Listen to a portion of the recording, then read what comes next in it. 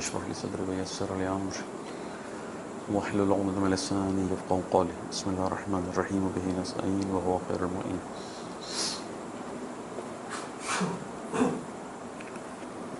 موضوع آپ لوگوں کو معلوم ہے کہ کتاب کو ہم نے یہاں اپنے متن گفتگو کے متن کے لیے کتاب سے ہم استفادہ کر رہے ہیں، اور ہماری کوشش ہے کہ انشاءاللہ نظریہ حکومت اور خصوصاً اسلام کا نظریہ حکومت، اس پر ہم گفتگو کریں. پہلی جو میں نے گفتگو یہاں کی تھی اس میں مقدمتاً یہ بات کہی تھی کہ اس کتاب کو کیونکہ ایرانی معاشرے میں لکھا گیا، اس لیے بہت ساری باتوں کو اس کتاب میں لاتے ہوئے انہوں نے ضرورت محسوس نہیں کی کہ وضاحتیں کریں، کھولیں، بیان کریں، کیونکہ اس معاشرے میں ہمارے معاشرے میں زمین آسمان کا فرق ہے. لفظ زمین آسمان کا فرق کہہ رہا ہوں تو اس پر میں یقین رکھتا ہوں کہ ہمارے اور ان کے معاشرے میں زمین آسمان کا فرق ہے. وہ مسائل کے جو آج ہمارے لیے بہت مشکل ہیں سمجھنا، ان کو پڑھنا، ان کو دیکھنا، ایرانی معاشرے میں وہ بدیہیات میں سے ہیں. واضح باتیں ہیں، آسان باتیں ہیں، لیکن ہمارے یہاں بھی بڑے مشکل مطالب ہیں اور مشکل سے سمجھ میں آتی ہیں. تو اس لیے جب انہوں نے اپنے معاشرے کو دیکھتے ہوئے ان کتابوں کو لکھا تو بہرحال ہمیں بہت ساری باتوں کی وضاحت باہر سے لانی پڑتی ہے. اس لیے کتاب کا متن، جہاں میری پوری کوشش ہے کہ ساتھ ساتھ کتاب کا متن بھی چلے، موضوع اسی عنوان سے آگے بڑھے جیسے کتاب نے آگے بڑھایا ہے، لیکن بہت سی باتیں ہمیں باہر سے کرنی پڑتی ہیں تاکہ آپ کو جن باتوں کی میں سمجھتا ہوں کہ ابھی پاکستانی معاشرے میں ان کی وضاحت کی ضرورت ہے، میں کوشش کرتا ہوں کہ ساتھ ساتھ ان کی وضاحت بھی ہوتی رہے. درود پڑھ دیں محمد والے محمد کو.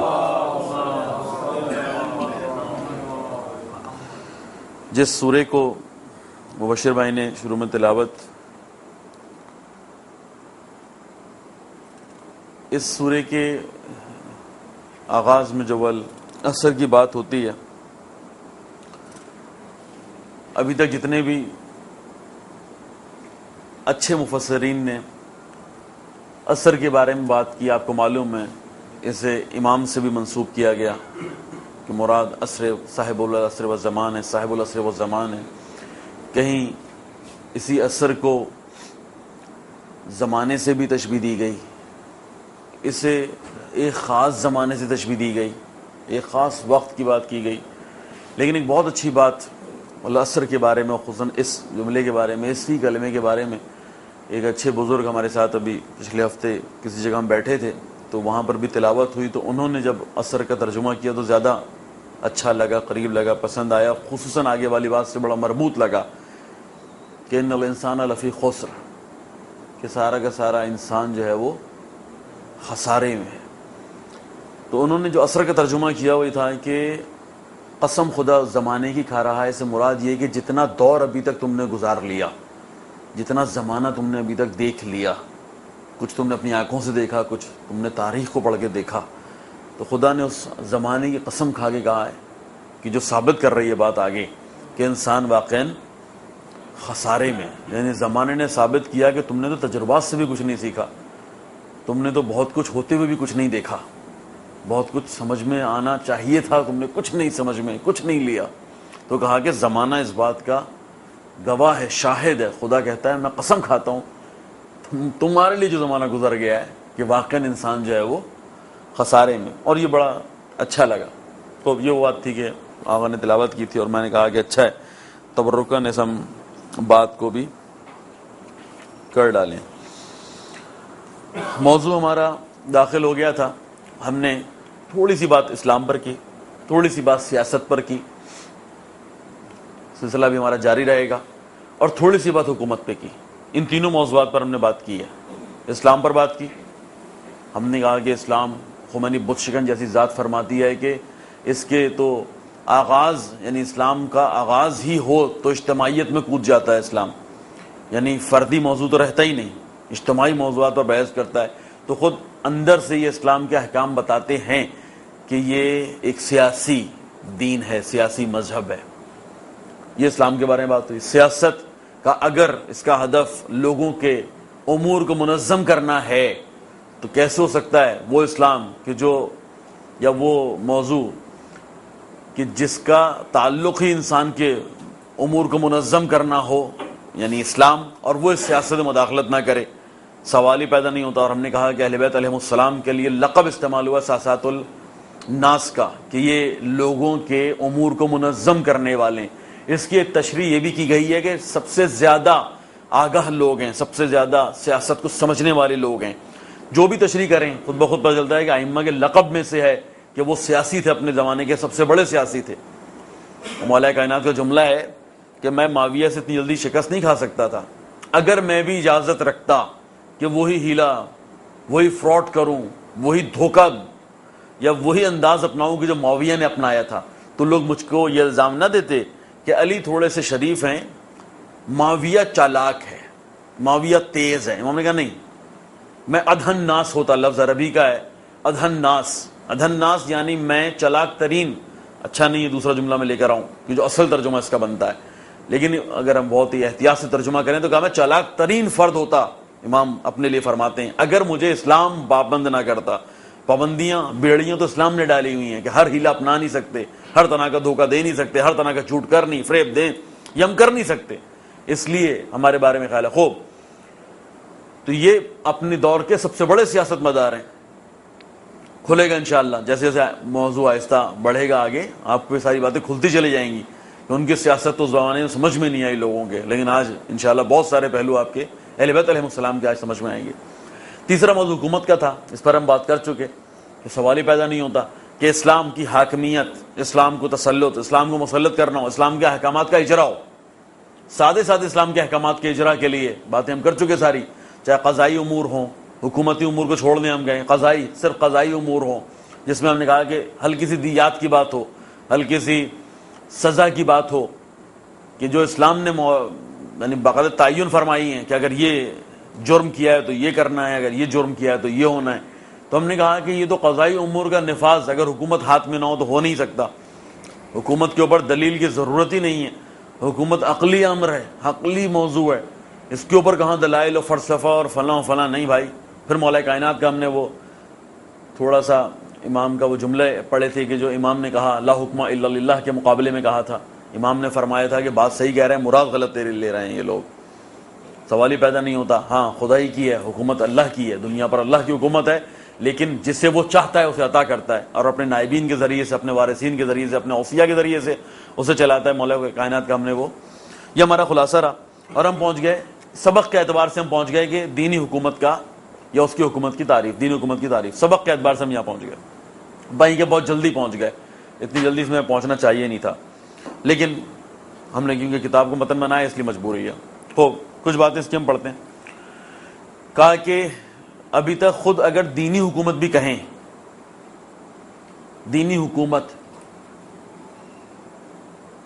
تو اس موضوع سے بھی کئی مفہوم ذہن میں آتے ہیں. مراد دینی حکومت سے ابھی میں اسلامی حکومت کی بات نہیں کر رہا. اسلامی حکومت ہم کہیں آخر میں جا کے بات کریں گے، بہت بعد میں جا کے بات کریں گے. ابھی دینی حکومت کی بات ہو رہی ہے. کہا کہ دینی حکومت کے بارے میں چند نظریات پائے جاتے ہیں. کیا مطلب؟ کس کے مقابلے میں؟ جو ہم پچھلی دفعہ تھوڑی سی بات کر چکے کہ نہ استبدادی ہیں جسے آج ڈکٹیٹرشپ کہا جاتا ہے، نہ ہم جمہوری ہیں جسے آج آپ ڈیموکریسی کہتے ہیں، نہ ہم بے دین ہیں. بے دین لا دین دو لفظ استعمال ہوتے ہیں، یعنی سیکولر اور لائق.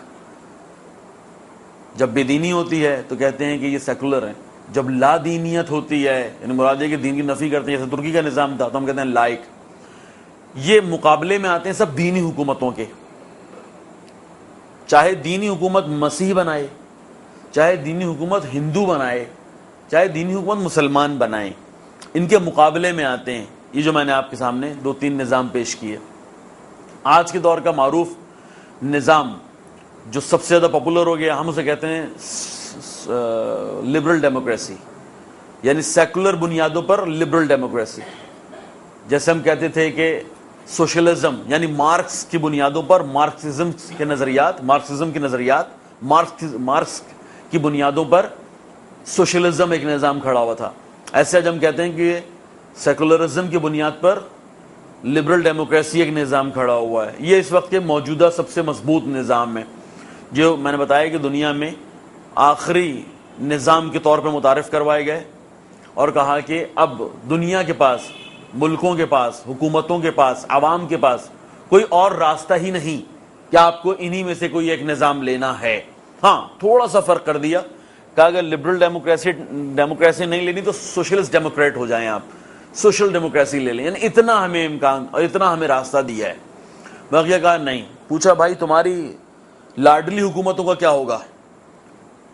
عالم اسلام میں جو ملک تمہیں اچھا نہیں لگتا وہاں تو تم بدماشی سے آ جاتے ہو. عراق ہوا، افغانستان ہوا، ابھی شام ہے. وہ ملک کہ جہاں ایسی کوئی چیز پائی نہیں جاتی اور تمہارے لاڈلے بھی ہیں، قطر ہے، عمان ہے، سعودی عرب ہے، ان کا کیا کرو گے؟ تو کہا ان کی باری آئے گی. جو بات ٹھیک کہہ رہے ہیں وہ، ان کی باری آئے گی. وہ جمہوری نظام جسے وہ وہاں پیش کر کے اور اپنی دنیا یعنی امریکی عوام کو یہ سمجھانے کی کوشش کر رہے ہیں جو ان کی اپنی دنیا ہے کہ اس نظام سے بہتر کوئی نظام نہیں ہے، تو اس کا مطلب ہے کہ آہستہ آہستہ ان کی باری بھی آئے گی. اور یہ بات بڑی پریشان کن بنی ہوئی ہے اس وقت بادشاہوں کے لیے، چاہے وہ قطر کا بادشاہ ہو، چاہے وہ عمان کی بادشاہت ہو، چاہے وہ عرب امارات جس میں یہ دبئی، مسقط، ابو ظہبی اور یہ سارے ممالک شامل ہوتے ہیں، چاہے وہ سعودی عربیہ ہو. ان تمام نظام مقابلے میں دینی حکومت. دینی حکومت سے کیا مراد ہے؟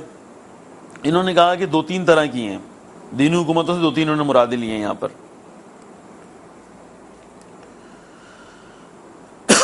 ویسے ایک فرق اچھا ہے، کوئی حرج نہیں ہے. اس کتاب کا بڑا زیادہ زور لگایا گیا ہے، 8 صفحے 7 صفحے میں نے دیکھی اسی موضوع پر ہیں، حکومت اور ریاست کے موضوع پر. حرج نہیں، ان باتوں کو بھی ہم یہی سمجھتے رہیں، سمجھ لیتے ہیں، پھر آگے بڑھ جاتے ہیں. یعنی گورنمنٹ اور اسٹیٹ، حکومت اور ریاست. کبھی کبھی ہم انہیں ایک ہی معنی میں استعمال کر رہے ہوتے ہیں کہ جب ہماری مراد یہ ہوتی ہے نظام حکومت تو ہم حکومت اور ریاست کو ایک ہی معنی میں استعمال کر رہے ہوتے ہیں. جبکہ حکومت اپنے قانون اور حاکم کے ساتھ ملے تو حکومت بنتی ہے. قانون جس کو آپ آئین کہتے ہیں، یہ اور حکمران دو چیزیں ملے تو حکومت بنتی ہے. جبکہ ریاست کم سے کم 4 چیزیں ملیں تو ریاست بنتی ہے. پہلی خود سرزمین ہے، دوسری اس پر موجود آبادی ہے، تیسری حکومت ہے، چوتھی حاکمیت ہے جسے آپ قانون کہتے ہیں. 4 چیزیں ملیں تو ریاست بنتی ہے. لیکن بہرحال ہم اسے مترادف استعمال کرتے ہیں، ہم مراد ایک ہی لے رہے ہوتے ہیں حکومت اور ریاست کہہ کے، جبکہ یہ دونوں الگ الگ مفہوم رکھتی ہیں، الگ الگ بات. اور واقعی یعنی اگر ہم اس کو انگلش میں گورنمنٹ اور اسٹیٹ کہیں تو فرق ہے بہت زمین آسمان کا. اسٹیٹ بہت ساری چیزوں پر محیط ہوتی ہے، حکومت آنے جانے والی چیز ہوتی ہے، اسٹیٹ بدلنے والی چیز نہیں ہوتی ہے. اسٹیٹ بدلنے کا مطلب یہ ہوتا ہے کہ آپ یا تو ملک میں اضافہ کر رہے ہیں، اس کی آبادی میں دوسرے ملک کو ساتھ ملا رہے ہیں، کسی ملک پہ آپ نے قبضہ کر لیا ہے. یعنی اسٹیٹ کی تبدیلی بہت بڑی بات ہوتی ہے، حکومت کی تبدیلی بڑے سمپل سے بات ہوتی ہے. بہرحال انہوں نے کافی زور لگایا تو میں نے کہا اس بات کو ہم یہیں پر حل کر لیں. اب آ جائیں جو ہم دینی حکومتوں کی بات کر رہے تھے. انہوں نے کہا کم سے کم 4 مفہوم موجود ہیں. ایک دینی حکومت سے مراد یہ ہوتی ہے دینی حکومت، ابھی ہم اسلامی حکومت پہ نہیں آئے، چاہے مسیح بنائے چاہے ہندو مذہبی بنائے، ہندو مذہبی ہیں نا لوگ، چاہے وہ بنائیں، ابھی بات ہو رہی ہے دینی حکومت کی. کہا کہ ایک مراد یہ کہ جہاں کی عوام ساری ایک ہی کسی مذہب پر پائی جاتی ہو، کسی ایک ہی مذہب پر پائی جاتی ہو، ایک ہی دین پر پائی جاتی ہو، وہاں پر ہم کہتے ہیں یہ دینی حکومت ہے، کیونکہ یہاں کے ماننے والے سارے کسی نہ کسی ہیں دین کے پیروکار اور نزدیک ایک ہی دین کے پیروکار ہیں. کہا اس کو بھی لوگ دینی حکومت سمجھتے ہیں، ایک ہی جیسے لوگ ضرور پائے جاتے ہیں. کہا دوسرے نمبر پہ کہ جہاں حکمران دینی ہوتا ہے، عوام جیسی بھی ہو، لیکن اگر حکمران مذہبی ہو جائیں تو کہا جاتا ہے یہ بھی کسی حد تک دینی حکومت ہے. تیسرا کہتے ہیں ان کا امتزاج ہوتا ہے، عوام بھی مذہبی ہوتی ہے، حکمران بھی مذہبی ہو جائیں تو یہ تیسرا نظام دینی ان کی نگاہ میں. چوتھا جو انشاءاللہ آگے جا کے جس سے ہمارا کام ہے، جو ہماری مراد ہے، جس پر ہمیں بحث کرنی ہے، جس سے کافی آپ کو سروکار رہے گا، وہ ایسی حکومت کہ جس کا حکمران نام کا مذہبی نہ ہو، جس کی عوام نام کی مذہبی نہ ہو، جس کی حاکمیت جسے آپ قانون کہتے ہیں، جسے آپ آئین کہتے ہیں، جسے آپ ادارے کہتے ہیں، وہ سب بھی دینی بنیادوں پر بنے ہوئے ہوں. یہ اصل میں دینی حکومت کہلاتی ہے. اصل مفہوم دینی حکومت کا یہ ہے، صرف عوام کا ایک دین پر ہونا کافی نہیں، صرف حکمرانوں کا کسی دین پر ہونا آپ کہیں حکومت دینی ہے، کافی نہیں، ان دونوں چیزوں کا ہونا، لیکن ادارہ، انسٹیٹیوشنز آپ کہیں، ادارے یا آئین آپ کہیں یا قانون آپ کہیں، وہ اسلامی نہیں ہے، نہیں، یہ بھی ہمارے لیے کافی نہیں ہے. ہم آخری مراد لے رہے ہیں. جب بھی دینی حکومت کہی، آخری ہماری مراد ہے کہ جہاں پر حکمران بھی مذہبی بنیادوں پر وجود میں آئے ہوئے ہوں، الیکشن ہو، سلیکشن ہو، لیکن کوئی معیار ہو اور معیار دینی ہو، جہاں عوام بھی مذہبی ہو اور ادارے بھی مذہبی ہوں. ہماری مراد اس طرح کی کوئی دینی حکومت ہے، اسے ہم دینی حکومت کہتے ہیں. 4 مفہوم بیان کیے، چوتھا ہمارے کام کا ہے جس سے ہمیں آخر میں یا آخر تک جس سے ہمارا رابطہ رہے گا. اس کے اوپر کافی انہوں نے صفحے، کافی باتیں اس پر کی ہیں، اس لیے ہم مختصر آپ کے سامنے بیان کرے گزر گیا. دوسری بحث یہ ہے کہ یہ دین جس کو آپ نے کہا کہ حکمرانوں کی حد تک عوام بھی اور ادارے بھی، اور ہماری مراد چوتھی ہی ہے، تو اس میں کون کون سے شعبے دینی ہوں تو ہم کہیں یہ دینی حکومت ہے؟ یعنی کوئی خاص شعبہ ہے؟ کیا مطلب؟ مطلب یہ ہے کہ قاضی سارے کے سارے دینی بنیادوں پر ہوں. جیسے آپ آج کی زبان میں اصطلاح جو ہمارے یہاں پاکستان میں رائج ہے، ہم شرعی عدالتیں کہہ رہے ہیں. بائیں کہ شرعی عدالتوں کا نافذ بھی ہے، وجود بھی ہے، آپ کے ملک میں ہے، لیکن کوئی تعلق بنتا نہیں ہے آج کی شرعی حکومتوں کو، شرعی عدالتوں کا اس شرعی عدالت سے کہ جو اصل میں دین کی مراد ہے، جو حقیقت میں دین چاہتا ہے نہیں ایسا. لیکن بہرحال شرعی عدالتیں، اگر شرعی عدالتیں ہوں، قاضی صاحب کا انتخاب کسی اسلامی معیار پر ہو، دینی معیار پر ہو، اسلام ابھی نہیں، دینی معیار پر ہو، تو کیا یہ شرعی یا یہ دینی حکومت کہلائے گی؟ نہیں. حکمران جو مسلط ہیں، ان کا انتخاب کسی قانون، وہ قانون کو جو اسلام یا دین نے دیا ہے، دینی معیارات پر حکمران وجود میں آئے تو یہ دینی حکومت کہلائے گی. 2، اقتصاد آپ کا اصل میں اسلام کی بنیاد پر ہے. سوری، میں بار بار اسلام لاتا ہوں، کیوں لاتا ہوں؟ میں اس کو بھی آج شاید کوشش کرتا ہوں میں آج اس کو بھی بیان کروں، کیونکہ میری نگاہ میں جو ہے نا وہ دین اصل میں اسلامی ہے، نظام نگاہ میری ہے، کیا کروں. اس لیے مجھے جو بار بار جب اسلام اور دین کہتا ہوں تو میں اس کو مترادف لیتا ہوں.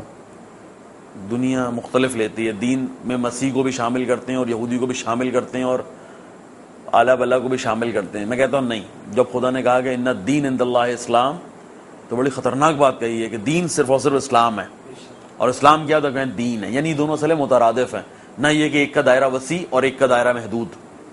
دین یعنی بہت وسیع دائرہ، اسلام اس میں سے ایک، بہت سارے ادیان میں سے ایک دین اسلام. نہیں، میری نگاہ میں نہیں ہے. اس لیے میں بار بار جب بھی دین ہوگا غلطی کر بیٹھوں گا اور اسلام کیا بیٹھوں گا، تو آپ سمجھ جائیے کہ مراد میں دین لے رہا ہوں، جبکہ ابھی اسلامی حکومت میں ہم داخل نہیں ہوئے، اسلام والے موضوع پہ داخل ہوئے نہیں. خوب، لیکن آج کوشش کرتے ہیں اس کو بھی حل کریں، کیونکہ اگر میں کتاب کا متن نہیں پڑھتا رہا تو آپ تھوڑی دیر بعد سب سو جائیں گے، سب اگنے لگیں گے.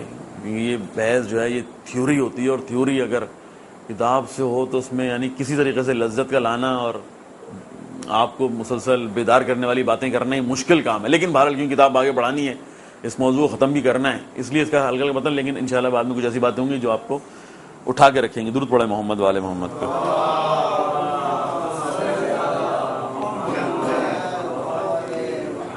بحث چل رہی ہے ہماری کہ کن شعبوں میں دین کا عمل دخل ہو تو وہ حکومت دینی کہلائے گی. ان کی نگاہ میں انہوں نے چند مثالیں دی ہیں، جیسے کہا سیاسی ڈھانچہ. واضح سیاسی ڈھانچہ واضح ہے نا آپ کو؟ آج کا اگر آپ کی حکومت کا میں سیاسی ڈھانچہ پوچھوں تو کیا مطلب ہے؟ مطلب کھولیں اس کو، کھولیں اس کو. ایک پالیٹکس، لیکن ابھی اداروں کی بات ہو رہی ہے. سیاسی ڈھانچہ مراد یہ ہے کہ آیا پارلیمانی نظام ہے یا صدارتی نظام ہے. ایک انتخاب کیسے ہوتا ہے قاضی کا، جس کو آپ چیف جسٹس کہتے ہیں، جس کو آپ عدالتوں میں جج کہتے ہیں. انتخابات کیسے ہوتے ہیں ان کے، عوام کتنا دخل ہے، عمل دخل ہے انتخابات میں، یہ سیاسی ڈھانچہ ہے آپ کا. سینیٹر کا رول کیا ہے، سینٹ کیا ہوتی ہے، یہ سیاسی ڈھانچہ ہے. تو انہوں نے کہا آیا سیاسی ڈھانچہ صحیح ہو جائے یا دینی ہو جائے تو حکومت دینی ہو جائے گی. ایک حکومت کی نوعیت، نوعیت ہم پہلے بیان کر چکے ہیں، اتنی ساری انواع ہیں حکومت کی. کہا استبدادی ایک ہے، یعنی جس کو آپ نے ڈکٹیٹر کہا، جمہوری ہے جسے آپ نے ڈیموکریسی کہا. کوئی تیسری بلا لانی ہے، یہ دو بلائیں پسند نہیں ہیں، کوئی تیسری بلا کا اضافہ کرنا ہے تو یہ خود ایک بحث چھڑ جائے گی کیا ایسا ہی ہے یا نہیں ہے. دینی معاشرے کے حکمران کی شرائط پر بحث کریں، یعنی اگر شرائط دینی بنیادوں پر حکمران پورا اترتا ان شرائط پر تو یہ حکومت دینی کہلائے گی. یہ بھی کھولنے کی ضرورت ہے. حکام پر عوام کے حقوق، حکمرانوں پر عوام کے حقوق، بالعکس عوام پر حکمرانوں کے حقوق. ابھی تک معاملہ ایک طرفہ رہتا ہے ہمارے ہاں. ہم یہ سمجھتے ہیں، ہم لوگ عوام، کہ بس ہمارے ہی بہت سارے حقوق ہیں جو حکمرانوں پر ہیں. ادھر حکمران سے آپ پوچھیں تو وہ کچھ اور ہی دیکھتا ہے، وہ کہتا ہے نہیں، اصل میں تو عوام کے ہی، یعنی ہمارے ہی کچھ حکمران سمجھتا ہے ہمارے ہی کچھ حقوق ہیں جو عوام پر ہیں، اس لیے وہ اپنی مرضی سے کرتا ہے جو کرنا ہے. ان کی نوعیت کو بیان کرنا، اگر یہ اسلامی یا وہی دینی معیارات پر پوری اتریں تو کیا حکومت اسلامی کہلائے گی. اس طرح کی بہت ساری چیزیں. ایک بات انہوں نے کہی، جملے میں ختم کر دینا، بلا قید و شرط، جملہ یا یہ عبارت کتاب کی ہے.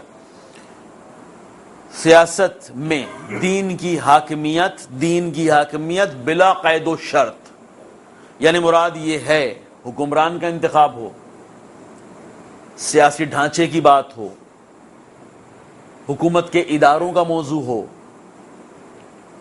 نوعیت حکومت کا ایشو ہو. کہا کہ تمام موضوعات اگر ان سب پر دین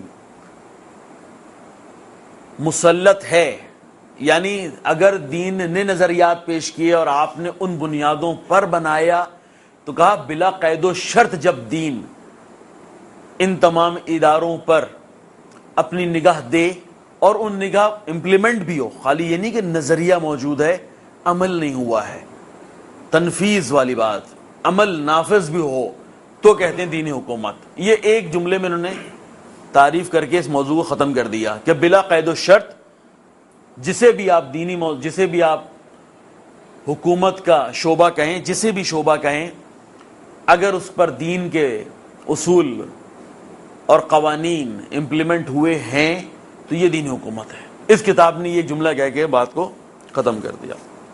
اگلا موضوع شروع ہوتا ہے دینی حکومت کے منکرین. منکر کون منکر ہیں؟ انہوں نے ان کی 3 اقسام بیان کی ہیں. پہلا گروہ، انہی کی عبارت پڑھتے ہیں، وہ مسلمان جو معتقد ہیں، کیا اعتقاد رکھتے ہیں؟ معتقد ہیں کہ اسلام صرف انسان کی مانوی اور اخلاقی ہدایت کے لیے آیا ہے. ان کے دلوں میں کینہ نہیں ہے، یہ بغض نہیں رکھتے، ان کا فہم ہی اتنا ہے، یہ سوچتے ہی اتنا ہے، عناد کی بنیاد پہ نہیں. یہ پہلا گروہ ہے. دلیل، سیاسی امور میں دین کی حکمرانی کا کلی طور پر انکار نہیں کرتا، بلکہ ان کا اصرار یہ ہے کہ اسلام و دینی تعلیمات میں سیاسی پہلو مفقود ہے. یعنی وہ اسلام کو جانتے ہی اتنا ہے، سمجھتے ہی اتنا ہے. پاکستان کی تشیع میں اس طرح کا کوئی گروہ ہے؟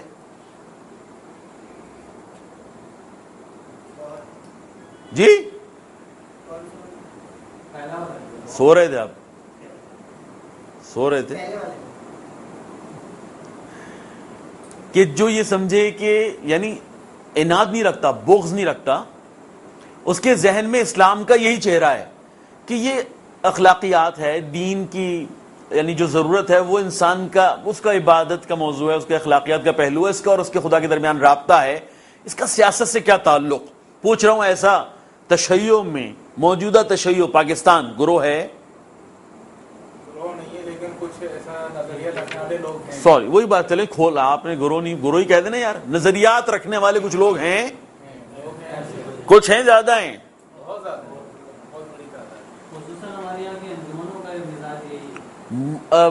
ماتمی انجمنیں بھی اس طرح سے دیکھتی ہیں، لیکن معذرت کے ساتھ مقلدین، تقلید کرنے والے مقلدین کا ایک بڑا گروہ ہے، علماء کا ایک بڑا گروہ ہے، علماء کا ایک بڑا گروہ ہے، 15 18 سال حوزہ علمیہ قم میں لگانے والوں کا ایک گروہ ہے کہ جو ابھی تک اس بات کے قائل ہیں 34 سال انقلاب کو ہونے کے باوجود بھی کہ ہمیں بعد میں بھگتنا پڑے گا، یہ غلط ہو رہا ہے۔ اسلام نے اتنی اجازت نہیں دی تھی۔ دلائل رکھتے ہیں، نظریات ہیں، بحث کرتے ہیں، بات کرتے ہیں اس موضوعات پر، وہ اور موجود ہیں۔ تو دوسرا گروہ دینی حکومت کے مخالفین کا دوسرا گروہ ان افراد پر مشتمل ہے جو تاریخی تجربات اور دینی حکومتوں کے قیام کے منفی نتائج کی وجہ سے دین اور سیاست کی جدائی کے قائل ہیں۔ ان کے پاس پڑھا ہوا میٹر، مواد بہت ہے۔ میں نے کہا قرون وسطی، وہ 500 سال کہ جو عیسائیوں نے دین کے نام پر حکومت کی، رنیسنس نے آ کے ختم کیا اس نظام کو، اور اس کے بعد دلائل مضبوط ہیں ان کے پاس کہ اگر دینی بنیادوں پر حکومت بنائی جائے گی تو علمی ترقی رکیں گی۔ کوئی نظریہ پیش کرے گا کہ بھائی دنیا کے گرد چیزیں نہیں گھوم رہی، دنیا گھوم رہی ہے کسی چیز کے گرد، تو خالی مارا نہیں جائے گا، گولی مار دو تمہارے نظریے کا حامی نہیں ہے، چاقو مار کے گردن اتار دو، نہیں، آگ لگا دو، مسیحیت آگ لگا دو۔ بھائی یہ تو ایک علمی بنیاد، ایک بیس، بیچارے نے ایک نظریہ پیش کیا ہے، کیا قصور ہے اس کا؟ بھائی اجازت ہی نہیں ہے، آگ لگا دو، کیا کہہ رہا ہے؟ تو جو پرانے لوگوں کے پاس تجربات ہیں کہ بابا دینی حکومت کے نتائج تو بہت ہی برے آئے ہیں، پورا انقلاب آیا اس بنیاد پر، یعنی فرانس کا انقلاب پہلے عیسائیت کے خلاف ایک جہاد تھا، بعد میں صنعتی انقلاب ہے، بعد میں اسے صنعتی انقلاب کہتے ہیں۔ اس کے بعد سے نظریات پیش ہوئے، یہ سیکولرزم، یہ لائک سسٹم کیا ہے، لائک کسے کہتے ہیں، یہ لبرل کیا ہوتا ہے، یہ سارے نظریات اس کے بعد پیش کیے گئے ہیں۔ بھائی بھاگو، یہ دینداروں نے اگر حکومت بنائی تو یہ بڑغر کر دیں گے، علمی ترقی یہ آدمی کو آگے بڑھنے، انسان کو آگے بڑھنے ہی نہیں دیں گے۔ خوب، تو دوسرا گروہ اعتقاد رکھتا ہے دین اور سیاست میں جدائی، لیکن وہ اپنے پرانے تجربات کی بنیاد پر کہ جو اس کو ہو چکے ہیں۔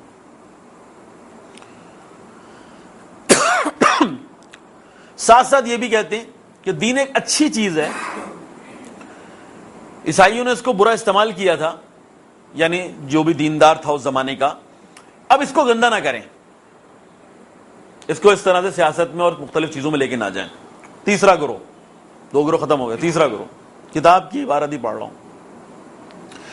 دینی حکومت کے مخالفین کا تیسرا گروہ وہ ہے جو امور سیاست میں دین کی مداخلت کا کلی طور پر مخالف ہے۔ یہ افراد سیاسی اور حکومتی امور میں دین کی حکمرانی کو تسلیم نہیں کرتے۔ دلیل، کیونکہ سیاست اور معاشرتی نظام مکمل طور پر انسانی اور عقلی امر ہے۔ کیا چیزیں عقلی امر ہے؟ سیاست اور معاشرتی نظام، یہ عقلی امر ہے، یہ علمی موضوع ہے۔ اس کا کیا تعلق دین سے؟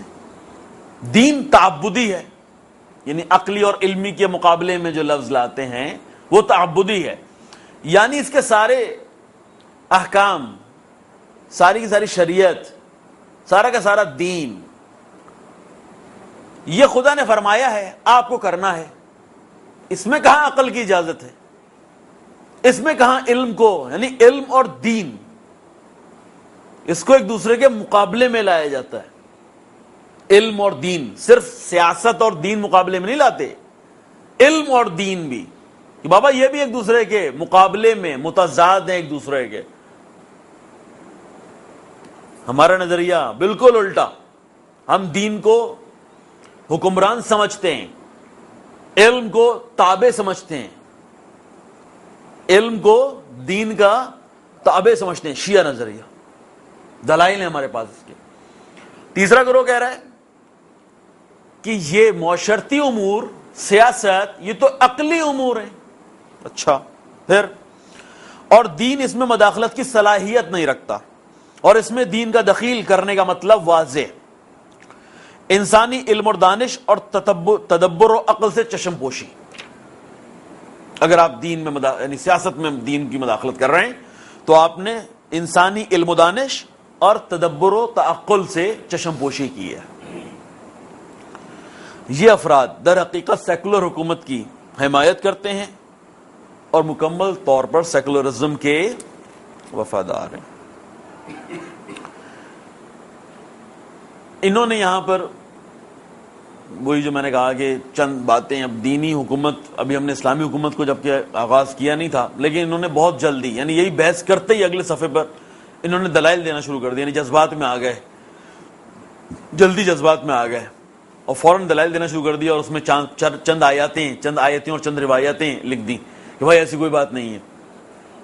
خدا کو اگر حکمرانی کا حق ہے، اگر مخلوق خدا اللہ نے بنائی ہے، اور اگر رسول اللہ کو تمام مخلوقات پر افضلیت دی گئی ہے، اور پھر کہا گیا کہ تم سب کے سب اطیع اور مطیع بنو رسول کے، اطیع اللہ رسول ہے، مطیع رسول ہو، تو انہوں نے یہاں پر دلائل دینا شروع کر دی فوراً یہ ساری باتیں کر کے کہ بھائی یہ تو خدا سارے اختیارات رسول کو دے رہا ہے، ساری مخلوقات سے افضل ان کو قرار دے رہا ہے، ان کے ہاتھ میں ساری بھاگ دوڑ دے رہا ہے، مدینے میں آتے ہی رسول فوراً حکومت بنا رہے ہیں. تو یہ تیزی سے جو ہے وہ ان دلائل میں داخل ہو گیا، لیکن میری نگاہ میں یہ ذرا جلدی تھا، اتنی جلدی میں داخل ہونا نہیں چاہیے تھا. اگلا موضوع جو انشاءاللہ ہمارا چلے گا وہ سیکولرزم اور دینی حکومت کا انکار ہے. اس میں ہم سیکولرزم کی تعریف سے انشاءاللہ بات شروع کریں گے، اسی کتاب کے حوالے سے انشاءاللہ، اور اس بات کو لے کے آگے بڑھیں گے. درود پڑھنے محمد والے محمد.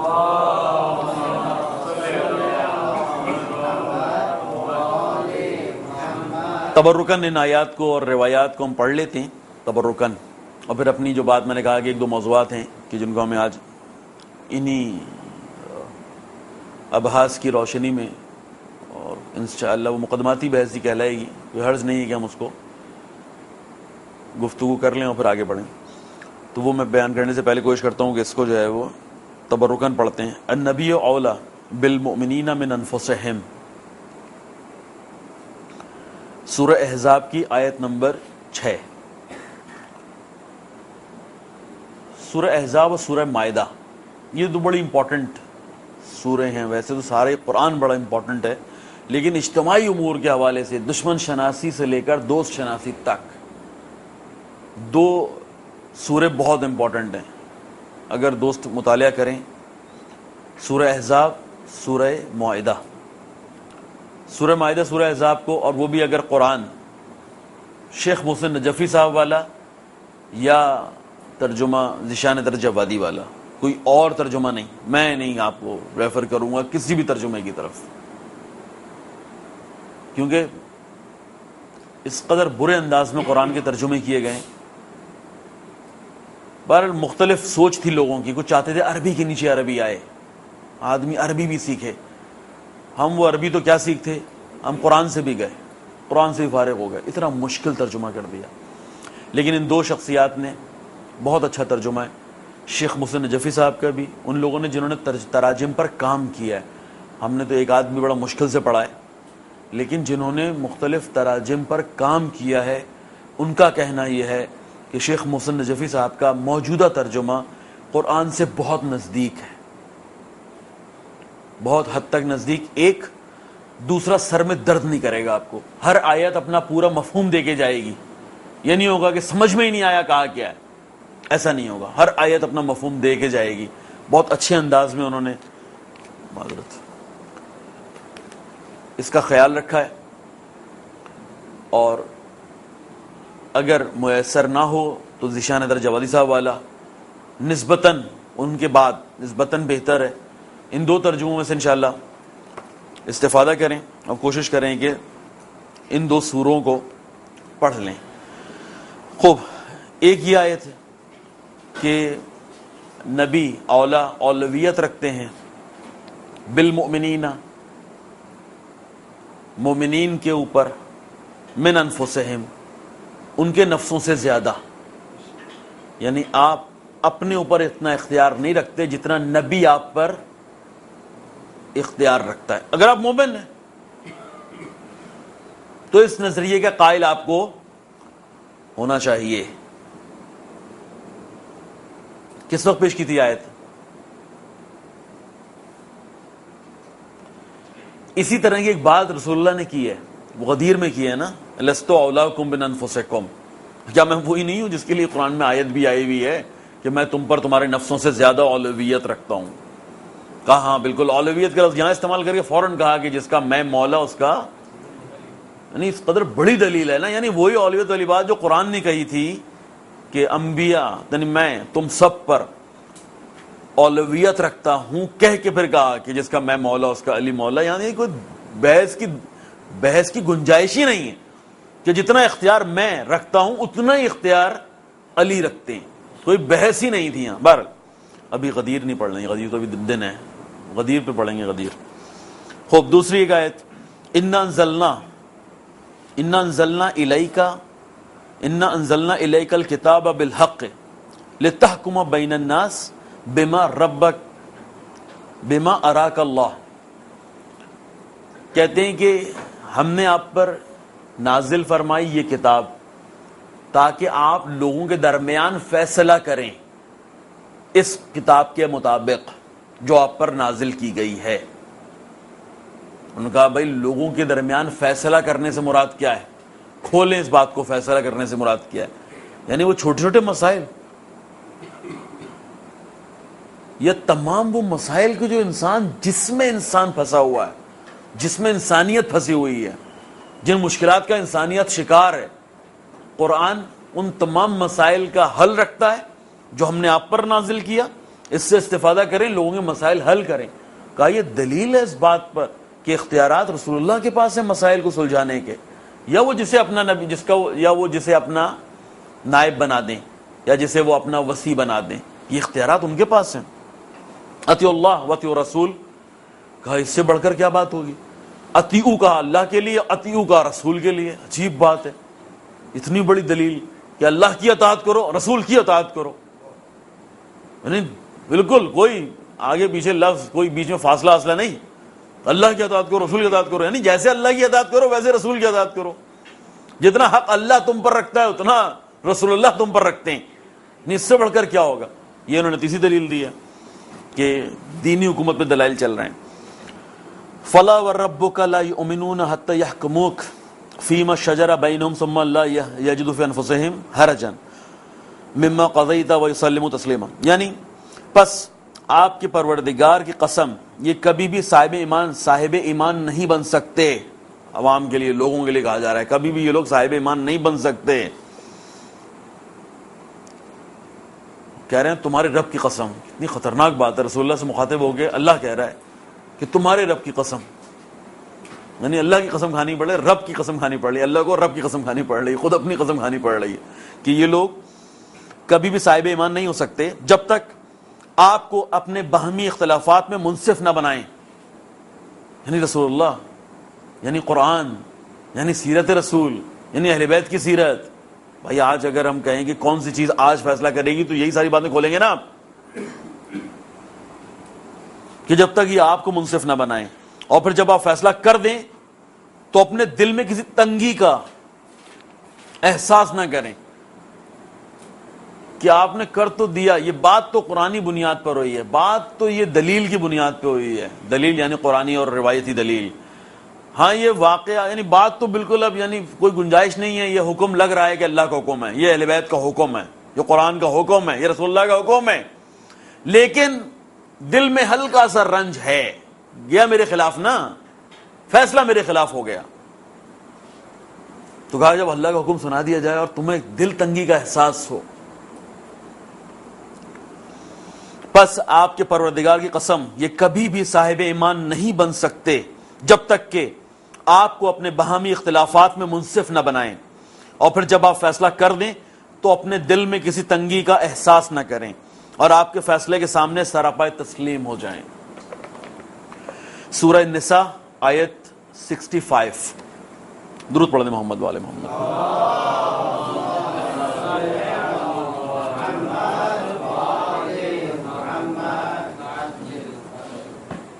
اس زمانے میں تاریخ میں کچھ گروہ موجود تھے، اسی کی تفسیر میں آگے لکھا ہوا ہے کہ جنہوں نے اس واقعے کو، اس آیت کو جو نازل ہوئی کچھ واقعات سے منسوب کر کے اس کو ماضی کا حصہ بنا دیا اور کہا یہ ہمارے زمانے کی بات نہیں ہو رہی، یہ ہر زمانے کی بات نہیں ہو رہی، یہ ہر واقعے کا موضوع نہیں ہے، یہ اصل میں وہ جو بات ہوئی تھی نا، وہ جو واقعہ تھا وہ اس میں یہ بات تھی، اللہ میاں نے اس وقت ہی کہا تھا. شیعہ بھی شامل تھے اور اہل سنت کے اکثر فرقہ شامل تھے.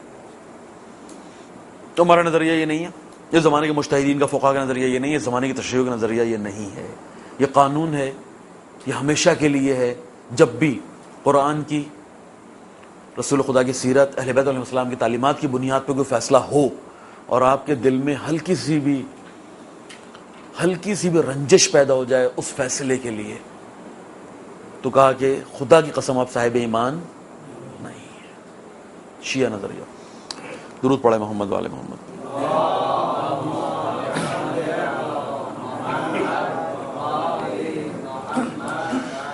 یہ حکومت اسلامی نامی کتاب، آپ کو انشاءاللہ اس کا پتہ ہے، تاریخ شاہ معلوم ہونا چاہیے اس کتاب کا، امید ہے معلوم ہوگا. یہ سب سے پہلا یوں کہیے کہ بات امام کر چکے تھے کہ بھئی شاہ کو ہٹنا ہے، شاہ کو فارغ ہونا ہے، شاہ کو جانا ہے. اس نے ظلم کیا ہے، حکومتیں ظلم سے چلتی نہیں ہیں، اسلامی احکامات پہ پامالی ہو رہی ہے، زمینوں پر انگریزوں کا وجود، یہ کون سا اسلامی ملک ہے جس کے قوانین انگریز بنا رہے ہیں. بہت ساری باتیں ہم کر چکے تھے. لیکن وہ جو نظریہ ولایت فقیہ جس پر ہلکا سا اشارہ دیا تھا، مفصل بحث آ کے عراق میں کی ہے. ایران میں مفصل بحث نہیں ہوئی ہے، موقع نہیں ملا. نظریہ آیا، نظریات پر دلائل نہیں تھے، ابھی بات نہیں ہوئی ہے. ابھی صرف ایک اشارہ دے کے، جو ہلکا سا اشارہ ہی دیا تھا، شاہ کے لیے وہ بھی برداشت نہیں تھا، شاہ کے لیے وہ بھی قابل برداشت نہیں تھا، اور شاہ نے امام کو ملک بدر کر دیا. 1963 1963 61 سال کی عمر ہے خمینی بت شکن، 61 سال کی عمر ہے. بات کی ہے، چند تقریریں کی ہیں، شاہ کی جان نکل گئی. اور اس نے کہا کہ یہ سارے مجتہدین دیکھیں، پہلے بھی میں نے فقہا دیکھے ہیں، لیکن اگر یہ زبان چلتی رہی، اگر یہ بولتے رہے، اگر یہ اسی طریقے سے اپنے تبلیغات کے سلسلے کو جاری رکھا انہوں نے، تو ہمارا کچھ نہیں بچنا. فارغ، مار سکتے نہیں تھے، قانون بنا ہوا تھا. پہلے چند فقہا کیونکہ شہید ہو چکے تھے، بعد میں زور لگا کے کچھ لوگوں نے یہ قانون بنوا لیا تھا کہ اگر ڈکلیئر ہو جائے کہ یہ مجتہد ہے. اس میں تھوڑا سا مجھے بھی یاد کرنا پڑے گا کہ آیا آیت اللہ یا صرف مجتہد، یعنی باقاعدہ رجوع کرنے والا، جس کی طرف لوگ رجوع کریں، اس مجتہد کی بات ہو رہی ہے جو صرف مجتہد ہو جائے. اس پر بھی بحث ہو سکتی ہے، یعنی مجھے بھی یاد نہیں ہے. لیکن قانون بن چکا تھا کہ جو فقیہ ہے، کہ جس کی طرف لوگ رجوع کر رہے ہیں، جو صاحب رسالہ ہو گیا، جس کی لوگ تقلید کرتے ہیں، اسے قتل نہیں کیا جا سکتا، اسے سزا نہیں دی جا سکتی. ہاں، نظر بند ہو سکتے تھے، جیلوں میں رکھا ہے، لیکن قتل نہیں ہو سکتے. تو اس لیے شاہ نے ملک سے باہر نکال دیا. کب باہر نکالو؟ خوانی بت شکن 63 64 میں 1 سال رہے. معلوم ہے آپ کو، 1 سال پہلے تہران ہی کی ایک نظر بند ایک جیل میں رہے 8.5 9 مہینے. اس کے بعد پھر آئے، تھوڑی سی گفتگو کی، اور 64 کے شروع میں پھر ان کو نکال دیا گیا. کچھ مہینے رہے ترکی میں، اور پھر ترکی سے نجف منتقل ہو گئے. اب نجف جانے کے بعد اپنی انہی بحثوں کو جاری رکھ سکتے تھے، اجتہاد والے سلسلے، وہی فقہ کی بحث، وہی اصول کی بحث جو معروف ہے مجتہدین کے درمیان. امام نے آغاز کیا اور سیاسی نظریات پر بات شروع کی. یہ کتاب کس قدر مختصر ہے، اتنی سی ہے، لیکن اس نظریہ ولایت فقیہ پہ لکھی گئی کتاب، یعنی کہے گئے الفاظ ہیں، ہوئی بحث ہے. یہ ان کے تقریروں کا مجموعہ ہے جو بعد میں تحریری صورت میں، کتاب کی صورت میں، اور اتنا پرانا چھپا ہوا ہے کہ مرحوم آغا منتظری کی تصویر بھی اس کے پیچھے ابھی تک ہے. اس زمانے پہلا ایڈیشن تھا پاکستان میں، اردو ترجمہ. ابھی ہمیں کہیں سے مل گیا، مکتبہ رضا نے اس کو چھاپا تھا. میں نے ایک بات کہی تھی، اگر آپ کو یاد ہو، ابتدا میں ایک بات کہی تھی، اس میں میں نے کہا تھا امام نے چند لائنوں کے بعد ہی کہہ دیا تھا کہ نظریہ ولایت فقیہ یعنی حکومت اسلامی، یعنی حکومت، اس کا تصور ہی تصدیق ہے. میں سمجھ رہا تھا کہ یہ 4 5ویں لائن میں جا کے امام نے کہا، لیکن میں ابھی اس کو کتاب کو دوبارہ اٹھا کے پڑھنا شروع کیا ولایت فقی، آغاز، مقدمہ، پہلا صفحہ، لفظ مقدمہ لکھا ہوا ہے، امام نے لکھا مقدمہ اس کا، بات کا آغاز یہاں سے کیا. ولایت فقی ایک ایسا موضوع ہے کہ جس کا تصور ہی موجب تصدیق ہے. ہم نے کہا تصور ذہن میں ہوتا ہے، تصدیق کے لیے دلائل کی ضرورت ہوتی ہے. امام نے کہا کہ اس پر دلائل کی ضرورت نہیں ہے، سوچو گے تو تصدیق ہو جائے گی. یعنی کوئی دلائل نہیں چاہیے اس کے اوپر. یہ امام کی نگاہ ہے. ہمیں اس وقت اس معاشرے میں بیٹھ کے مذہبی لوگوں کے درمیان، علماء کے درمیان بحثیں کرنی پڑتی ہیں. خمینی بتشگن فرما رہے ہیں کہ تصور اس کی تصدیق ہے.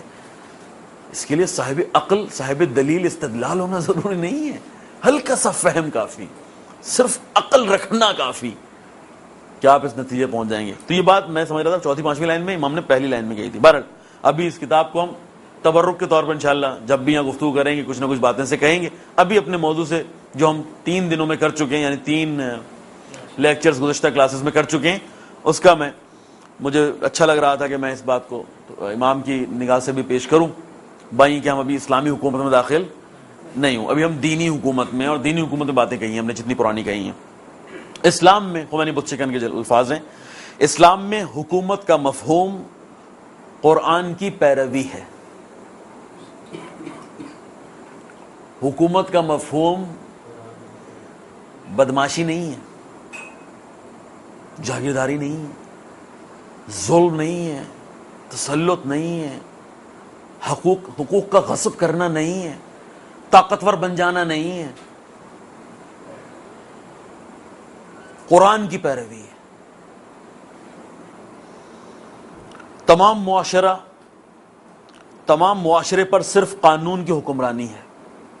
حکومت کا مفہوم قرآن کی پیروی، تمام معاشرے پر صرف قانون کی حکمرانی. رسول اکرم صلی اللہ علیہ وآلہ وسلم، اللہم صلی علی محمد وعلی محمد، یا آپ کے نائبین کو جو اختیارات دیے گئے تھے وہ بھی خدا ہی کی طرف سے تھے. حضور جب بھی کوئی مطلب یا حکم بیان کرتے تھے وہ قانون الہی کی پیروی ہوتی تھی. ایسا قانون جو بلا استثناء سب پر لاگو تھا. یعنی اسلام کے قانون کا واقعاً عروج یہ ہے جو اب خمینی بیان کرنے والے ہیں آگے جا کے. عروج ہے واقعا. ایسا قانون جو بلا استثناء سب پر لاگو تھا. حکم الہی حاکم اور محکوم کے لیے برابر ہے. حکمران ہو یا عوام ہو، اللہ کا قانون سب کے لیے برابر. تنہا وہ حکم یا قانون جو لوگوں پر واجب العمل ہے وہ خدا کا قانون ہے. باقی کسی قانون کو واجب نہیں کہا جا سکتا. اللہ کا قانون ہے جسے کہہ سکتے ہیں کہ یہ واجب العمل ہے، کرنا ہی کرنا ہے. رسول خدا کی پیروی حکم خدا کی وجہ سے ہے، یہ بھی اسی حکم میں ہے کہ ان کی پیروی کرو. چنانچہ ارشاد اطیعوا الرسول، اللہ کی رسول کی اطاعت کرو، پیغمبر کی اطاعت کرو. اسی طرح اولی الامر کی پیروی بھی. اگلی آیت یہ بحکم خدا، واطیعوا الرسول کے بعد کیا، واولی الامر، یہ بھی کہا اللہ کے حکم سے. لوگوں کی رائے کا کیا سوال، خود حضور کی رائے حکومت اور قانون الہی میں کوئی دخل نہیں رکھتی.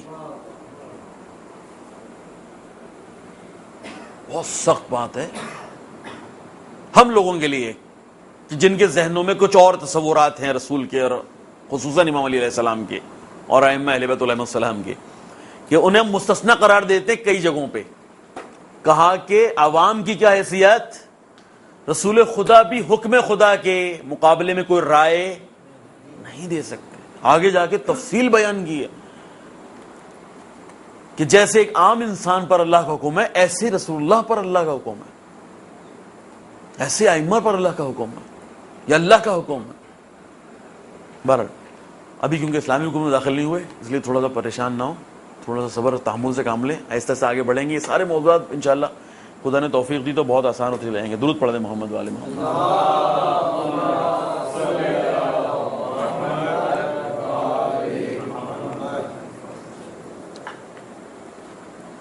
ٹائم ہمارا ختم ہو گیا. سیاسی موضوعات پہ ایک دو سوال جب میں آیا تھا تو کچھ دوستوں نے کر لیے تھے جو موجودہ سیاسی موضوعات تھے. اگر کوئی اس طرح کی بات ہے تو اس کو کر لیں, کیونکہ وہ جو میں بات کر رہا ہوں اسلام اور دین والی, وہ میں پھر انشاءاللہ آئندہ وہیں سے آغاز کروں گا. جب بھی انشاءاللہ ہماری کل کلاس ہوگی, جب بھی ہم بیٹھیں گے ساتھ, تو ہم آئندہ وہیں سے آغاز کریں گے. جو میں نے کہا تھا مقدمے میں کہ ایک بار بات ہے جس کو مجھے بیان کرنا ہے, تو وہ انشاءاللہ میں اگلی دفعہ آتے ہی بیان کر دوں گا, اگر آپ دوستوں نے یاد دلایا اور مجھے بھی یاد رہا. تو ابھی اگر کوئی سیاسی موضوعات پہ بحث ہے یا کوئی موجودہ سوال ہے تو 2-3 منٹ کے اندر اس کو دیکھ لیں. سوال کیا تھا؟ کہہ رہے ہیں کیا امکان ہو گیا ہے, بات ایسی ہو گئی ہے امریکہ کا دورہ آقا روحانی کا, تو کیا اس کے بعد کوئی ایسا امکان ہو گیا ہے کہ ایران پر پابندیاں کم ہونے والی ہیں, جو ریلیکس ملنے والا ہے, حالات بہتر ہونے والے ہیں؟ کچھ نہیں ہونا. اس طریقے سے, اس راستے سے کچھ نہیں ہونا. دو ٹوک بات کر چکا ہے خمینی, دو ٹوک, کہ ان سے ہم مذاکرات کی میز پہ کچھ نہیں لے سکتے. خمینی بت چکن کہہ چکے فلسطین کا موضوع یا ایران کا موضوع, ہم مذاکرات کے ذریعے سے ان سے کچھ نہیں لے سکتے. وہ بہت مہارت رکھتے ہیں, جب ان کے ساتھ میز پہ بیٹھے ہمیشہ کچھ دے کر آئے. ہم دیکھ لیں فلسطین, یاسر عرفات کلشنکوف ایک ہاتھ میں اور زیتون کا پودا دوسرے ہاتھ میں لے کے پہنچے تھے, دونوں چیزیں ہاتھ سے لے لی.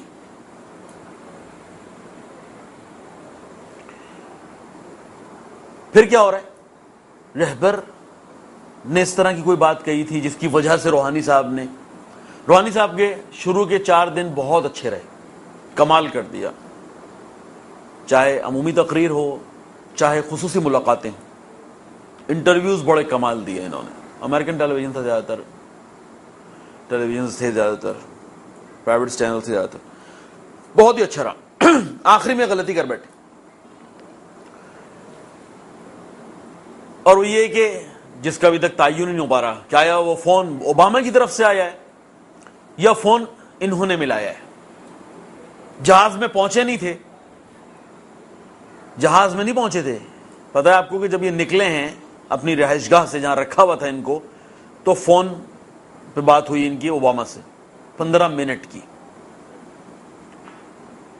7 منٹ کی کہہ لیں گے, 7 منٹ تو مترجم لے جاتا ہے. 7 منٹ کی بند ہو گیا, جہاز پہ پہنچے, بیٹھے نہیں تھے کہ سوزن رائس جو وزارت خارجہ کی اسپوک مین ہے, امریکن وزارت خارجہ کی اسپوک مین, اس کے جملے میں نے خود دیکھے بعد میں میڈیا پہ. وہ کہہ رہی ہے ہمیں تعجب ہوا جب بیل بجی اور ہمیں کسی نے بتایا کہ اس طرف ایرانی ہے اور اگر روحانی بات کرنا چاہ رہے ہیں, تو ہمیں تعجب ہوا کہ ہم نے ان کے اس سفر سے پہلے سے کوشش شروع کر دی تھی کسی طرح سے 1-to-1 ملاقات ہو جائے, ہمارا پریزیڈنٹ اور ایران کا پریزیڈنٹ بیٹھ جائیں. انہوں نے ہمیں کوئی لفٹ نہیں کرائی. یہ لفظ سوزن رائس کے. ہم نے جب وہ یہاں آ گئے 4 دن کوشش کرتے رہے کہ کوئی مذاکرات, کہیں ہلو ہائے, کہیں چائے کا کپ, ہمیں کوئی لفٹ نہیں کرائی. ہمیں تعجب ہوا کہ جاتے وقت انہوں نے ہمیں فون کیا کہ بات کرنا چاہ رہے ہیں مسٹر پریزیڈنٹ سے. یہ جملہ یہ اس نے کہا. یہ جہاز میں بیٹھے, ایران پہنچے, پہلا انٹرویو ان سے لیا گیا, جی آپ کی بات ہوئی ہے. ابھی یہ ایئرپورٹ سے باہر نہیں نکلے, ایئرپورٹ میں ہی تھے. انہوں نے کہا بالکل جب میں آخری وقتوں میں تھا یوں رہا, پہلے پورا سفر بیان کرتے رہا, پھر کیا جیسے میں بیٹھا گاڑی میں تو فون آ گیا, ہمارے سفیر صاحب کے موبائل پر فون آ گیا. انہوں نے کہا کہ اس طرف جو ہیں وہ اوباما ہیں, وہ آپ سے بات کرنا چاہ رہے ہیں. تو ہم نے کہا ہمارا وہی موقف ہے کہ جو ہم بیان کر چکے کہ ہم نہ اس پر نیچے آئیں گے, نہ اس پہ پیچھے آئیں گے, نہ اس سے ہٹیں گے, نہ اس سے ہٹیں گے, لیکن اگر وہی دوبارہ بیان کرنا ہے تو ٹھیک ہے. تو میں نے ان سے فون لیا اور پھر میری بات ہو گئی. انہوں نے بڑا سمپل سا کہہ کے اس کو خاموش ہو گئے. باہر نکلے, ایرانی تیار کھڑے تھے, انہوں نے جوتے چلانا شروع کر دی گاڑی پہ. یہ واقعہ ہو گیا اور دنیا نے اس کو دیکھ بھی لیا. دیکھیں اگر کچھ بھی نہ حاصل کرتا نا امریکہ, کچھ بھی نہ حاصل کرتا, بائیں کے پتہ نہیں کیا کیا اس کو استفادہ اس نے اٹھایا. صرف اتنا ہی ہو جاتا نا کہ وہ حکمران کی جو بہت اچھے مینڈیٹ کے ساتھ آیا تھا, بہت بڑا عوامی مینڈیٹ لیا ہے نا اس نے بقیوں کے مقابلے میں, 17-18 ملین ووٹ پڑا بھائی اس کو.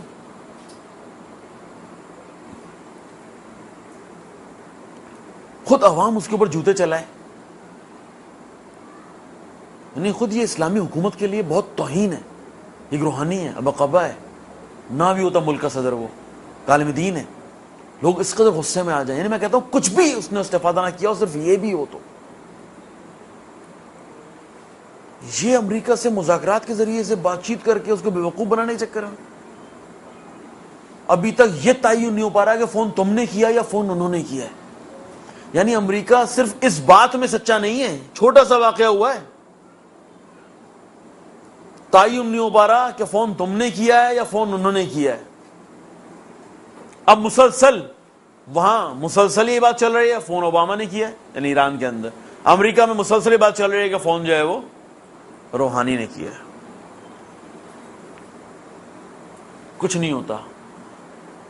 جیسے ہی پہنچا نتنیاہو, ملاقات ہوئی اوباما سے, اس کے بعد کی تقریر دیکھ لیجیے اوباما صاحب کی.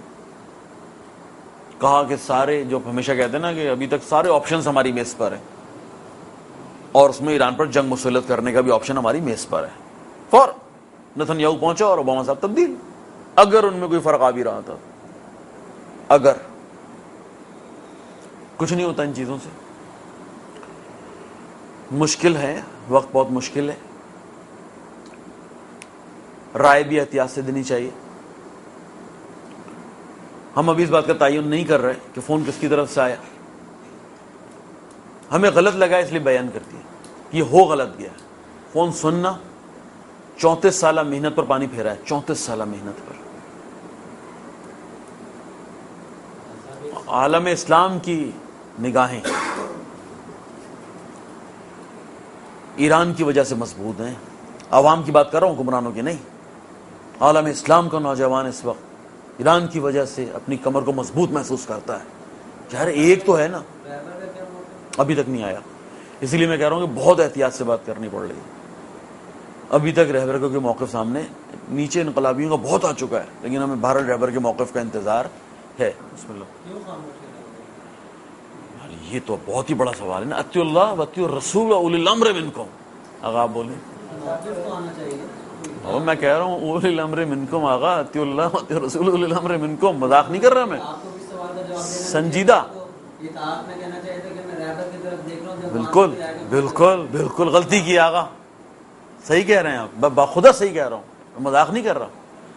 کہ بہت احتیاط سے, بہت بڑا موضوع ہے, بہت احتیاط سے. ہاں صحیح بات, بالکل صحیح کہہ رہے ہیں. کہہ تو رہا ہوں غلطی کی ہے, احتیاط کرنی چاہیے. بھائی مذاق نہیں کر رہا, سلمان صحیح کہہ رہا ہوں میں, غلطی ہوئی ہے. کہ ہمیں موقف رہبر کا انتظار کرنا چاہیے, اور اس بات کو بھائی ہٹانا بھی نہیں ہے. اس بات کو جانے دیجیے گا اسی طریقے سے, اس طرح میں نے کہا ہے.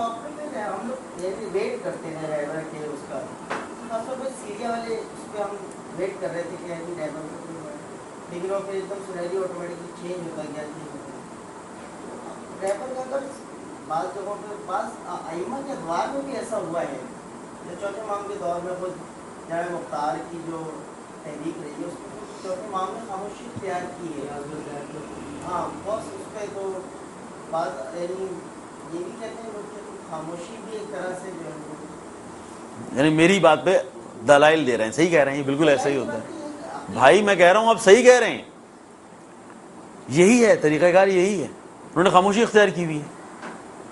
اب اس موقع پہ, اس موضوع پہ نیچے میں نے کہا کہ کچھ لوگوں کے اچھے انقلابیوں کے بیانات آ گئے.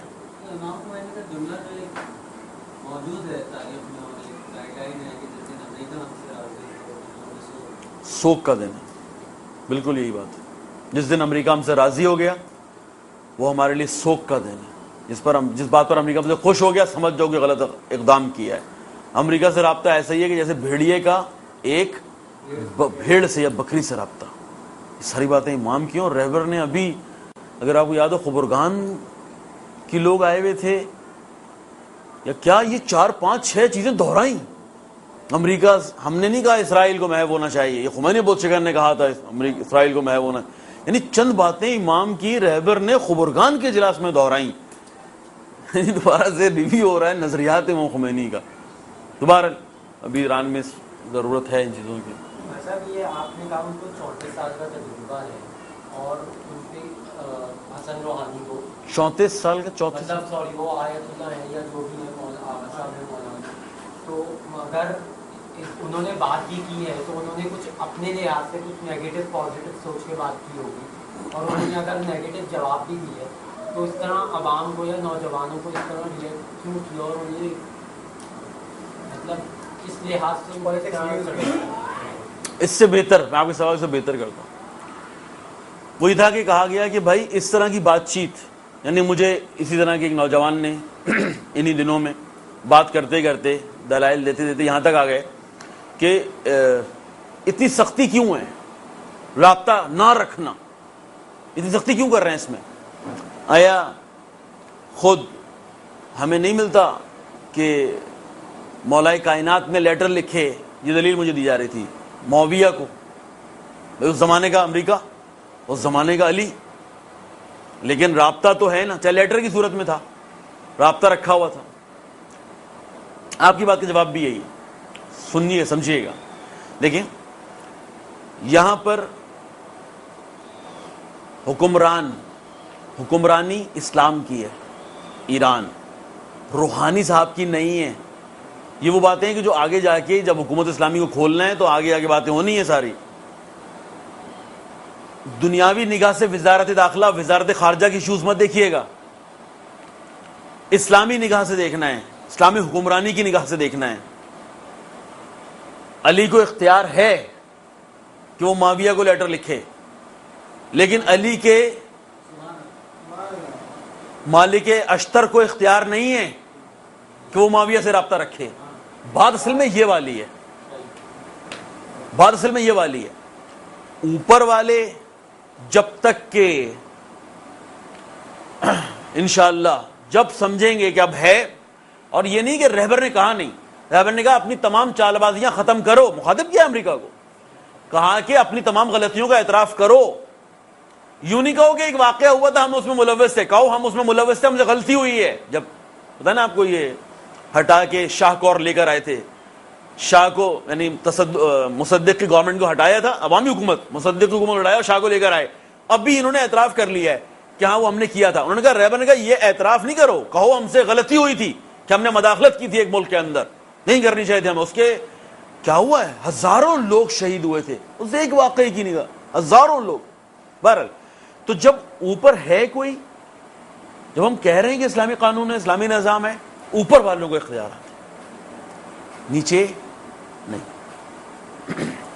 میرا خیال ہے آقا ٹائم ختم، 10:30 کا ٹائم. انشاءاللہ پھر زندگی رہی تو آئندہ انہی موضوعات کو آگے بڑھاتے ہوئے بات چیت شروع کریں گے. درود پڑھنے محمد والے محمد.